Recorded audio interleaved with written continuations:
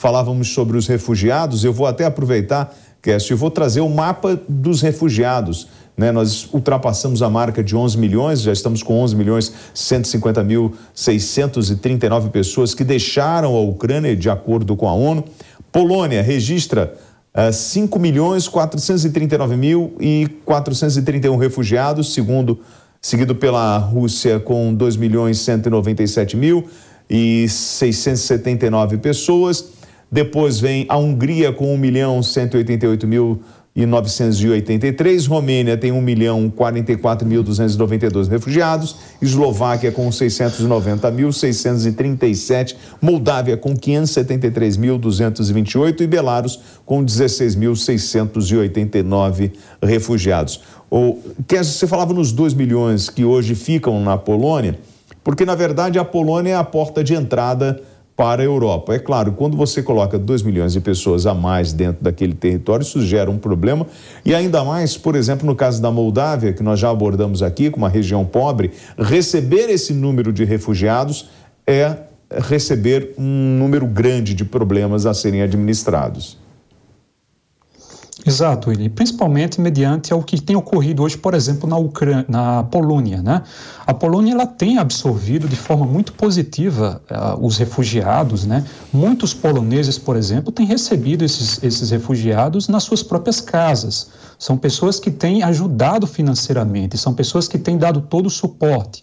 Estamos perto de completar 6 meses de guerra, né? O governo polonês, por exemplo, tem dado acesso aos refugiados a todo o sistema de bem-estar social do país, ou seja, educação, saúde, universidades, ou seja, todos os refugiados nesse momento estão tendo acesso ao estado de bem social, do bem-estar social da Polônia. Acontece que essa situação está ficando insustentável, né? Haja vista que o governo polonês e os cidadãos poloneses também têm sido afetados pela crise econômica, né? A crise que envolve os preços da energia também tem afetado a Polônia e há um apelo muito grande hoje dentro da Polônia para que haja algum tipo de ajuda para que essa manutenção desse suporte aos refugiados permaneça. Até porque, um dado muito, muito interessante hoje, até porque não há perspectiva, né, de que essa guerra termine no curto espaço de tempo e as crises econômicas que têm vindo sobre o continente europeu têm tornado isso insustentável, até porque a Polônia hoje não há presença, pelo menos segundo uma correspondente que eu acabei de ouvir durante a semana, não há a existência de campos de refugiados, ou seja, toda essa massa de refugiados que tem chegado hoje à Polônia tem sido absorvida pela própria sociedade polonesa, né? Ou se não pelo governo, com a desocupação de prédios e a utilização de prédios que estavam desocupados como moradia para essa população. Mas é algo que está se tornando insustentável e podemos ter a degradação desse bem-estar dessa população refugiada hoje, principalmente na Polônia, William. E essa saída, Kawaguchi, você que esteve em Lviv, né, fica a 70 quilômetros da Polônia, né? Então, assim, as pessoas estão saindo de quê? De trem, de ônibus. Nós chegamos a falar, né, hoje com 178 dias de guerra, nós tínhamos o corredor humanitário, que chegou a ser um tema muito explorado durante quase um mês, e a gente quase não fala mais sobre esse tema, né? Mas a principal forma de saída do ucraniano é por trem? Costumava ser por trem, que era a forma mais segura. Mas depois que os russos eles tinham tomado estradas que ligavam a capital Kyiv a Lviv, então era muito perigoso você sair de ônibus, de carro, você podia ser atacado. Depois que a Rússia se retirou ali da região norte do país, voltaram a operar diversas linhas de ônibus, as pessoas voltaram a sair de carro. Então, isso começou a se estabilizar cada vez mais. Agora, o que eu desconfio é que a gente está falando em mais de 11 milhões de refugiados. Esses refugiados, quando entram na Europa, o acordo é que eles têm direito a ficar pelo menos 3 anos lá. e eles vão receber, como o professor Kessler falou muito bem, usando o exemplo da Polônia, toda assistência social, educação, saúde, ou seja, eles recebem uma série de recursos. Então, eu desconfio que parte agora desses 11 milhões não sejam apenas refugiados que estão indo apenas por motivos de fugir dos bombardeios, mas também refugiados econômicos. Há uma estimativa que em um ano, se continuar esse cenário de guerra, pelo menos metade da população da Ucrânia entra em situação de pobreza. Então, talvez o que parte desses imigrantes a gente lembra que são só mulheres e crianças, os homens não podem sair.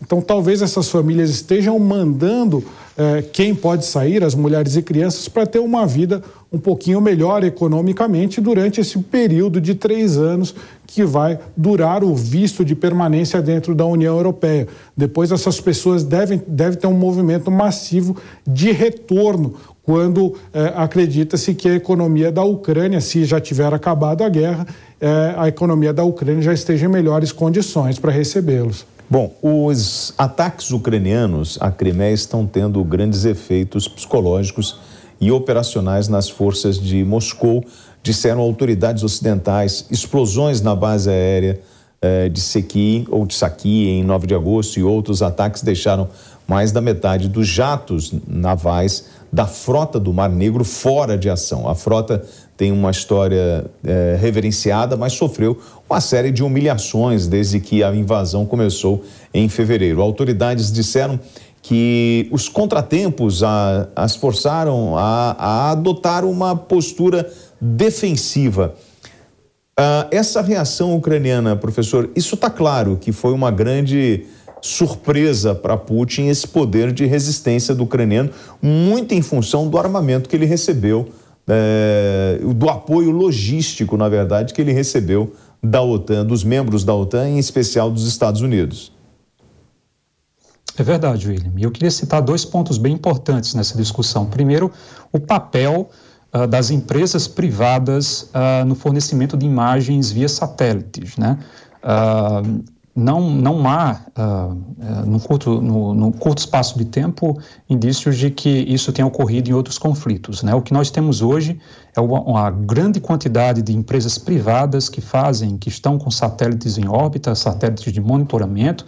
Essas empresas geralmente fazem monitoramento de rotas marítimas, de comércio, questões climáticas, né?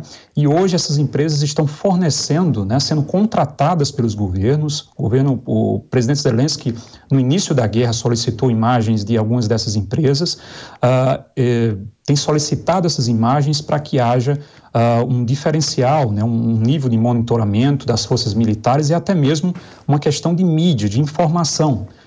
Foi interessante mostrar esse ataque das forças ucranianas na Crimeia, que logo depois do ministro das Relações Exteriores da Rússia dizer que o ataque não tinha sido, né, um ataque de larga escala, logo depois disso, imagens dessas empresas privadas foram divulgadas, mostrando sim que o ministro das Relações Exteriores da Rússia estava escondendo a real dimensão do que havia ocorrido na Crimeia. Então, isso eu acho que é um ponto muito interessante. Haja vista que, geralmente, quando essas imagens são feitas pela indústria de defesa, por exemplo, nos Estados Unidos, há toda uma burocracia, há todo um trâmite que dificulta a liberação dessas imagens, até mesmo para os seus aliados, seja para a Ucrânia, seja para os membros da OTAN. Então, esse acordo, né, essa parceria entre essas empresas privadas e as empresas e entre os governos tem acelerado a divulgação dessas imagens e possibilitado algumas mudanças nas estratégias no campo de batalha. Até mesmo as imagens divulgadas hoje que mostram, né, movimentos de veículos militares lá na usina nuclear de Zaporizhzhia foram divulgadas por uma dessas empresas privadas. Então, é uma variável relevante que nós não víamos nos outros conflitos, é algo que está nascendo e é algo que certamente vem para ficar. E hoje nós temos constatado pelo primeiro dia, desde 6 de julho, que há uma paralisação operacional. Ou seja, não houve nenhum dos dois lados hoje divulgou qualquer tipo de avanço territorial. nem do lado da Ucrânia, nem do lado da Rússia. Então, há algum tipo de entrave, sim. Esse ataque teve impacto, sim, no campo de batalha e é algo que devemos acompanhar com muita atenção nos próximos dias. Bom, e Odessa, Kawaguchi, continua sendo um ponto estratégico para o exército russo. Isso que o Cássio está trazendo para a gente, né, a respeito do fornecimento dessas imagens por parte das empresas, a gente tem que levar em consideração que nada é de graça nesse jogo, né? Nós tivemos um avanço tecnológico, isso tem um custo operacional que está sendo bancado justamente por aqueles que participam desta guerra de procuração, né? Exatamente. Tem uma série de recursos, não só das empresas privadas, mas a própria questão da inteligência americana está sendo fornecida. Mas, William, você pegou o ponto preciso, Odessa. Quando a gente fala que está tendo um impacto na frota da esquadra russa no Mar Negro, segundo fontes da inteligência ocidental, eles perderam pelo menos metade da sua capacidade de aeronaves. A gente já teve em abril o afundamento do navio Capitânia, o navio Moskva. A gente teve também, aí, há mais ou menos um mês atrás, a Rússia teve que abandonar a chamada Zimily Island, que é a Ilha da Cobra, ou a Ilha das Cobras, que fica ali perto de Odessa. Então, os analistas acreditam que agora, na prática, seria impossível para a Rússia conseguir invadir Odessa com esses recursos que eles têm agora. Para invadir Odessa, eles precisariam fazer um desembarque anfíbio. E com todos esses ataques à frota do Mar Negro, pelo menos a curto prazo, eles não conseguem fazer esse desembarque. E tem uma série de impacto psicológico, ou seja, no dia 24 de julho, a Ucrânia disse que estava começando a sua contraofensiva. Então, parece que eles estão preparando o terreno, eles estão atacando diversas regiões na Crimeia para tentar impedir aí que mais reforços russos cheguem na região de Kherson, que é onde deve se concentrar essa contraofensiva. Então, parece que eles estão preparando o terreno. Hoje mesmo teve explosões ali na península da Crimeia, perto de Sevastopol, e inclusive foram ouvidas explosões naquela ponte sobre o Estreito de Kerch. Se o Conrado tivesse aqui, ele ia falar, eu falei para vocês,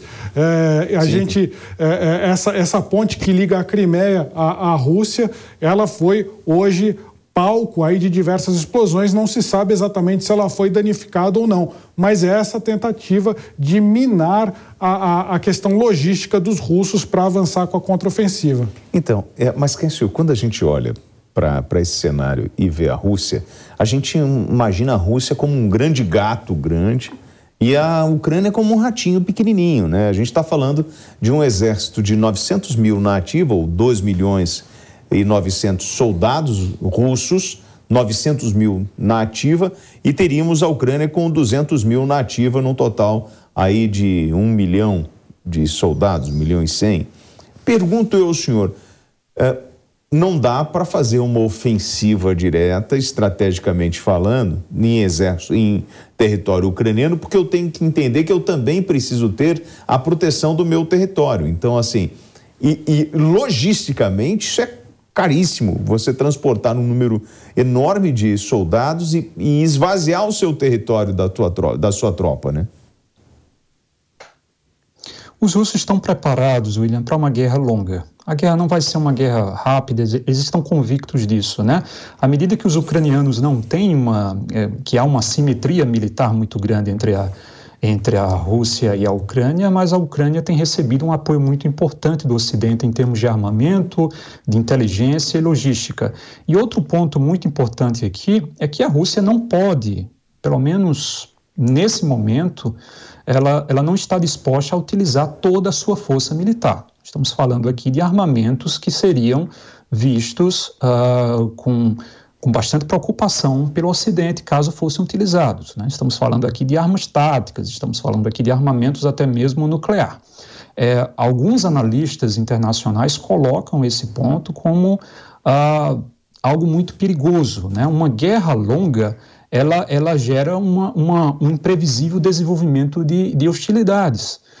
E a partir do momento em que uma guerra ela vai se prolongando, a possibilidade de erros ou mesmo até de ataques intencionais possam fazer com que esse conflito escale, né? A questão é, se a Rússia continuar, né, sem ter os avanços, ou melhor, se ela julgar necessário utilizar uma força militar maior, estamos falando aqui de armamentos nucleares, táticos, mesmo que sejam aqueles armamentos mais utilizados em campos de batalha, armamentos mais fortes, né, mais intensos, qual será o tipo de reação do Ocidente, né? Então, quanto maior o tempo desse conflito, mais as chances dele se escalar aumenta. Estamos falando aqui não só de intencionalidade, estamos falando aqui também de erros, né? A partir do momento que em um campo de batalha pode haver qualquer tipo de erro. Então, esse é um ponto muito importante. Até onde a Rússia está disposta a ir? A Rússia não tem utilizado seu poder efetivo, seu poder militar, o poder que ela possui de fato, né? Mas até quando ela vai ficar, digamos assim, conformada com esses resultados tão lentos, né? Então, o medo que faz hoje, o medo que muitos analistas colocam, é de que em algum momento a Rússia julgue necessário aumentar a dosagem, subir o nível do conflito e assim encurralar ou jogar o Ocidente para dentro desse conflito, o que certamente não teria ganhos para nenhum dos atores. Eu fui até pegar essa informação a respeito da diferença dos exércitos. Isso foi divulgado lá no início da guerra, né? Nós tínhamos um comparativo, é claro que isso já mudou em função do confronto, né? Mas lá para fevereiro, enfim, o que nós tínhamos de dados? Soldados na ativa por parte dos ucranianos. Soldados ucranianos, 1.100.000. Soldados russos, 2.900.000. Na ativa ucraniano, 200.000. Russos, 900.000. Na reserva, 900.000 por parte dos ucranianos, 2 milhões por parte dos russos. Aeronaves de ataque, 98 dos ucranianos, 1.511 dos russos. Helicópteros de ataque, 34 ucranianos, 544 russos. Tanques, carros de combate, 2.596 na Ucrânia, 12.240 do exército russo. Veículos blindados, 12.303 na Ucrânia contra 30.122 do lado russo. Artilharia por parte dos ucranianos, 2.040 por parte dos russos, 7.571. Hoje a gente não consegue fazer essa contabilidade porque o exército ucraniano recebeu um reforço. E a gente não está tratando aqui, Kawaguchi, por exemplo, dos drones que foram utilizados com captação de imagens, aqueles não tripulados que com o poder de transportar bombas. Esse jogo, ele foi equilibrado em função desse apoio? Eu acho que sim, e a gente tem que fazer uma ressalva. Os russos, apesar de eles terem uma força de 900.000 homens na ativa, o presidente Putin mobilizou cerca de 200.000 para o que ele chama de operação militar especial na Ucrânia. Então tem diferenças de abordagem. Enquanto para a Rússia é uma guerra estrategicamente importante, para a Ucrânia é uma guerra absoluta, em que não só os seus militares, mas toda a sua população civil está envolvida nessa guerra por uma questão de sobrevivência. O mesmo não acontece na Rússia. A Rússia, para o presidente Putin mobilizar mais tropas, ele teria que declarar mobilização nacional. E ele não quer fazer isso para não perder apoio popular, porque você concordar, o povo russo concordar com a guerra é uma coisa, agora você começar a dar os seus filhos, que não são militares, são civis, para virar conscritos do exército, aí já é uma questão muito diferente. Então a gente tem que pensar que a Rússia começou com 200.000, a Ucrânia também começou mais ou menos com 200.000, só que recebeu aí uma grande quantidade de pessoas que eram da população civil, porque morreu muita gente, morreu muito ucraniano, eles tiveram que substituir essas pessoas. Do lado russo, eles estão tentando substituir pelos chamados mercenários, ou seja, aquele Wagner Group, para não ter que mobilizar mais conscritos, o Wagner Group está contratando pessoas para irem lutar no campo da Ucrânia. E aí, não só por tamanho de exército, de pessoas, a gente consegue determinar quem está mais forte. Você falou um ponto que você falou que é muito importante, William, artilharia. A Rússia tem mais ou menos 7 mil peças de artilharia, como você trouxe, e a Ucrânia tinha 2.000 e poucas. Isso se mostrou, essa grande diferença foi o que mais se mostrou no campo de batalha. Principalmente no leste do país, a gente viu toda a região de Luhansk ser conquistada em pouco menos aí de 2 meses, cerca de 1 mês e pouco, por conta dessa superioridade de artilharia. Os russos, eles não estão colocando mais os seus carros de combate na linha de frente, eles estão atirando e arrasando as cidades. Enquanto a Rússia dava cerca de 20 mil tiros de artilharia por dia, a Ucrânia conseguia dar aí 2.000, 3.000, era muito menor. Isso fez a diferença até um certo momento. Só que agora a situação já está um pouco menos clara. A gente não sabe se a Ucrânia, com os novos equipamentos enviados pelo Ocidente, com os novos recrutas, se eles vão conseguir de fato concretizar uma contraofensiva ou não. Agora, Kécio, olha como que são as coisas, né? Os russos mandam 200 mil soldados para a Ucrânia. A Ucrânia tem 200 mil soldados na ativa. A Ucrânia tem uma população de 41 milhões de ucranianos. Saem 11 milhões. Sobram 30 milhões de ucranianos. Uma guerra como essa, quando você tem bombardeio em shopping, escola, área civil, você gera a cultura do ódio. E isso só estimula mais resistência. Então, como o senhor disse, é uma guerra a longo prazo, porém com cicatrizes profundas. Exato, William. Do ponto de vista econômico, há estimativas que a Ucrânia possa perder 35% do seu PIB. Outro ponto importante, o déficit público, segundo fontes do próprio governo ucraniano, passaram de 2 bilhões de dólares em março para 7 bilhões de dólares em maio. O que é que isso quer dizer? Que os compromissos, o salário dos professores, o salário dos enfermeiros, dos médicos, dos funcionários públicos, eles estão comprometidos à medida em que a guerra vai evaporando as receitas, vai quebrando a economia ucraniana. Então, as consequências vão muito além das questões do campo militar em si. A Ucrânia, ela está numa situação muito delicada hoje desse ponto de vista. E aí a gente volta um pouquinho, né? A partir desses dados econômicos, a gente traz um pouco aquilo que o Luiz acabou trazendo, né? De que essa migração hoje dos refugiados possa ser uma migração econômica, né? As pessoas possam estar fugindo do país já por conta dessa grave crise econômica que tem acometido a Ucrânia e procurado melhores condições de vida em outros países. Então, é uma situação muito complicada, uma situação muito delicada. A questão da usina nuclear hoje é muito preocupante, né? Uma tragédia nuclear hoje seria catastrófico, né? Estamos falando de uma usina que ela tem uma imensa capacidade. As usinas hoje, as usinas nucleares são lugares seguros, mas são lugares seguros em tempos de paz. A partir do momento em que a possibilidade de uma tragédia nuclear numa região de guerra, isso torna a tragédia, por exemplo, se analisarmos o vazamento, né, de radiação na usina, como seria feito, por exemplo, a retirada dessa população, a evacuação da população das cidades vizinhas em um contexto de guerra, como isso seria feito? Então, a tragédia nuclear em um cenário de guerra pode agravar ainda mais, né, as respostas e as reações que o poder público pode tomar a respeito disso. Então, é um cenário muito preocupante, é uma guerra que tudo indica, vai ser a longo prazo, e assim, qualquer momento, qualquer evento pode acabar dando oportunidades para que esse conflito possa escalar e possibilitar um confronto direto entre potências nucleares como os Estados Unidos e países da OTAN.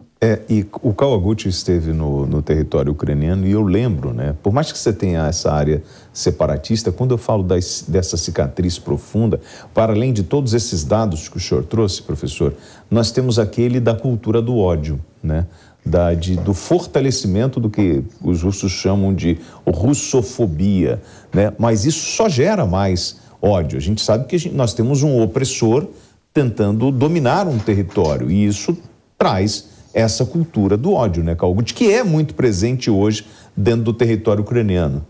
Sim, eu encontrei muitas pessoas que tinham laços de sangue com os russos, muitos ucranianos que tinham laços de sangue, ou seja, que tinham avós russos, que tinham primos que moram na Rússia, ou seja, uma miscigenação muito grande. Mas o que muitos deles me falaram e que me impressionou era o seguinte: eles falaram, olha, a partir do momento, eu considerava a Rússia um país amigo, agora, a partir do momento que eles invadiram o nosso país, acabou, eu reneguei as minhas raízes russas, eu estou com raiva deles porque eles invadiram, eles estão bombardeando a minha casa. Isso não é a totalidade da população, mas isso é muito significativo. É claro que existe uma porcentagem, principalmente mais no leste do país, que preferia uma administração russa do que uma administração ucraniana. E tem a grande maioria que não preferia nenhum e nem outro, preferia não ser bombardeado, né? Então, quando você começa a ser bombardeado, existe essa chamada russofobia. Ela também aparece em outros países que pertenceram à chamada cortina de ferro, porque durante o período soviético, muitos países ali daquela região foram dominados pela, então, União Soviética. É claro que não se trata mais do mesmo país, mas essa geração de hoje teve contato com pais, de repente avós que viveram a época da dominação soviética. Então eles não aprendem esse ódio nos livros de história, eles aprendem dentro da casa deles, na família. Do lado russo, a Rússia já foi invadida pelo menos 8 vezes, ela não tem nenhum obstáculo natural ali, que são grandes planícies que levam até Moscou.